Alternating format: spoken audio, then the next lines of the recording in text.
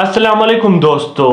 United nation जो ये दावा करता है कि हम पीस और ह्यूमन राइट्स को प्रमोट कर रहे हैं और ग्लोबल प्रॉब्लम्स को सॉल्व कर रहे हैं ताकि दुनिया में लोगों की जिंदगी बेहतर हो सके और फ्यूचर वॉर्स को रोक सके, क्या यूनाइटेड नेशन इसमें वाकई कामयाब हुआ है या ये सिर्फ किताबें बातें हैं जो ग्राउंड रियलिटी से बिल्कुल बरअक्स है?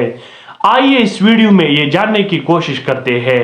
लेकिन इससे पहले अगर आपने हमारे चैनल को फॉलो एंड सब्सक्राइब नहीं किया है तो अभी करें ताकि आइंदा भी इस किस्म की वीडियोस आपको टाइम पे मिले।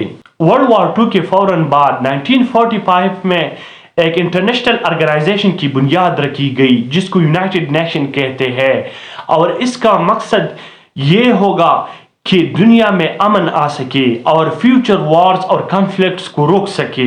इससे पहले भी एक ऑर्गेनाइजेशन था जिसको द लीग ऑफ नेशंस कहा जाता था और ये वर्ल्ड वॉर 1 के बाद इसकी बुनियाद रखी गई थी, लेकिन ये ज्यादा सालों तक सरवाइव नहीं कर सका क्योंकि इसने दूसरी जंगी अजीम को नहीं रोक पाया। इसके बाद यूनाइटेड नेशंस की बुनियाद रखी गई ताकि कंट्रीज के दरमियान कोऑपरेशन और डायलॉग कायम हो और इससे वो अपने प्रॉब्लम्स को सॉल्व कर सके, तो फिर इस दुनिया में स्टेबिलिटी और पीस आएगी।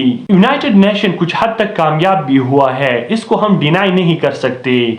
जिस तरह की कंट्रीज के दरमियान जब टेंशन क्रिएट हो जाते हैं तो फिर यूनाइटेड नेशन की इंटरवेंशन की वजह से वो अपनी कॉन्फ्लिक्ट्स डायलॉग्स के जरिए हल कर देते हैं। और इसके साथ साथ जब नेचुरल डिजास्टर्स और वॉर इमरजेंसीज आते हैं तो इसमें भी यूनाइटेड नेशन अपना किरदार अदा करता है, जिस तरह की वो फूड, क्लीन वाटर और मेडिकल सप्लाई करते हैं। यूनाइटेड नेशंस के सिक्योरिटी काउंसिल में 15 मेंबर्स होते हैं और इसमें 5 मेंबर जो है वो परमानेंट होते हैं, जिस तरह के फ्रांस, चाइना, रशिया, यूके और यूएस, और जो 10 मेंबर है वो 2 सालों के लिए आते हैं। जो 5 परमानेंट मेंबर्स है उनके पास वीटो पावर होता है, यानी वो किसी भी डिसीजन को वीटो कर सकता है, रिजेक्ट और चैलेंज कर सकता है। और बाकी जो यूनाइटेड नेशन के साथ 193 मेंबर्स है वो इसके खिलाफ कुछ भी नहीं कर सकते और वो अपनी ताकत के बदौलत कुछ भी कर सकते हैं,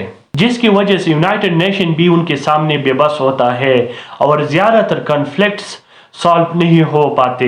अब इसकी फेलियर्स पे बात करते हैं कि किस तरह यूनाइटेड नेशन नाकाम हुआ है। कश्मीर कॉन्फ्लिक्ट, इसमें कश्मीर का तनाज़ा बहुत पुराना है। जब ब्रिटिश इंडिया की तकसीम हुई तो ये कश्मीर न इंडिया के साथ हुआ और न पाकिस्तान के साथ हुआ और अंग्रेजों ने ये इस तरह ही छोड़ा।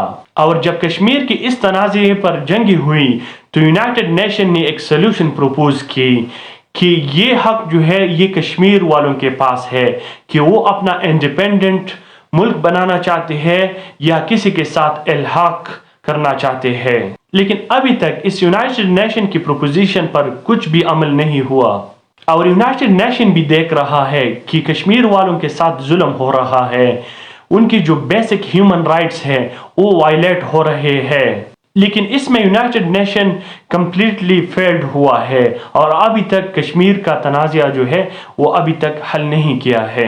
पैलेस्टाइन कॉन्फ्लिक्ट, ये पैलेस्टाइन कॉन्फ्लिक्ट भी बहुत पुराना है और यूनाइटेड नेशन के एक प्रपोजल के मुताबिक पैलेस्टाइन के लैंड को 2 हिस्सों में तकसीम कर दिया गया। एक हिस्से पर इजराइल का स्टेट बना और दूसरे हिस्से पर पैलेस्टाइन का स्टेट बना। लेकिन इसके बाद अरब कंट्रीज और इजराइल के दरमियान जंगी हुई और इजराइल वालों ने दोबारा फलस्तीन की सरजमीन पर कब्जा किया। यूनाइटेड नेशन के इंटरवेंशन के बावजूद भी इजराइल वालों ने फलस्तीन के लैंड पर कब्जा किया हुआ है और अभी तक फलस्तीन के बड़े इलाके को कैप्चर किया हुआ है। और अभी रिसेंटली जो 7 अक्टूबर के बाद जो ये जंग हुआ इजराइल और गजा के दरमियान, तो अभी तक तकरीबन 30,000 फलस्तीनी शहीद हो गए हैं, कोई पूछने वाला नहीं है और यूनाइटेड नेशन भी तमाशाई बनकर रह गया है। तो इसमें भी यूनाइटेड नेशन टेरिबली फेल्ड हुआ है। रुआंडा जेनोसाइड, रुआंडा जेनोसाइड 1994 में हुआ اور اس میں ایک قبیلہ تھا جس کو ٹوتسیز کہتے ہیں. ٹوتسیز کی تقریباً 8 لاکھ لوگ مارے گئے اور وہ بھی صرف اور صرف 100 ڈیز میں. یہ کانفلکٹ 2 ایتھنک گروپس کے درمیان تھا. ایک کو ٹوتسیز کہتے ہیں جو مائنارٹی میں تھے اور ایک کو ہوٹو کہتے ہیں جو میجارٹی میں تھے. یہ ہوٹو گروپ والوں نے گورنمنٹ کی مدد سے ٹوتسیز کی نسل کشی کی اور اس میں بھی یونائٹڈ نیشن بری طرح ناکام ہوا ہے اور اس وائلنس کو ان لوگوں نے سٹاپ نہیں کیا ہے. تو اس میں بھی کنسیکوینٹلی یونائٹڈ نیشن فیلڈ ہوا ہے.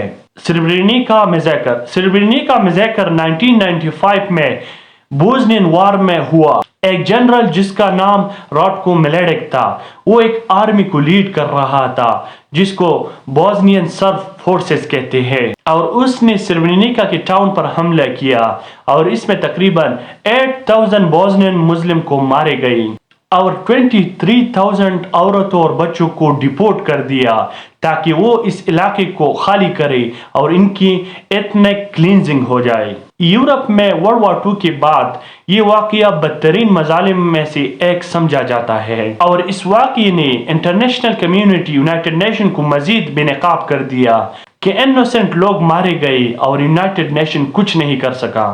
سیرین سیول وار 2011 میں شروع ہوا اور یہ بشار الاسد کی حکومت اور ریبل گروپ یعنی باغی لوگوں کے درمیان ہوا. یہ ریبل گروپ یہ چاہتے تھے کہ بشار الاسد کی حکومت کا خاتمہ ہو. یہ جنگ اور کمپلیکیٹڈ ہوا جب اس میں یونائٹڈ اسٹیٹ اور رشیا نے انٹرونشن شروع کی اور ابھی تک تقریباً اس میں 6 لاکھ لوگ مارے گئے ہیں اور 70 لاکھ کے قریب لوگ جو ہے وہ ریفیوجیز بن گئے ہیں. انٹرنیشنل کمیونٹی یونائٹڈ نیشن کی کوششوں کے باوجود یہ جنگ ختم نہیں ہوئی اور یہ ابھی تک جاری ہے. اس میں بھی یونائٹڈ نیشن فیل ہوا ہے کہ ابھی تک انوسنٹ لوگ مارے گئے ہیں اور مر رہے ہیں لیکن ابھی تک ان لوگوں نے اس جنگ کو نہیں روک پایا. اس طرح کے بے شمار ایگزامپلز ہے کہ یونائٹڈ نیشن ناکام ہوا ہے جس مقصد کے لیے یہ بنا تھا کہ فیوچرز وارز کو روکیں گے اور دنیا میں پیس اور امن ہوگا لیکن ابھی تک اس میں لوپ ہولز ہے جس کی وجہ سے یہ ناکام ہوا ہے.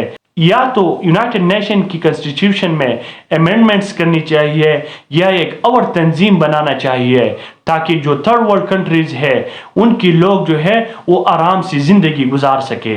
آپ لوگ کمنٹ میں اپنی رائے دیجئے کہ اس کا بیسٹ سلوشن کون سا ہو سکتا ہے کہ دنیا میں امن اور پیس آ جائے. اگر آپ کو یہ ویڈیو اچھی لگی ہو تو اس کو لائک اینڈ شیئر کریں. شکریہ.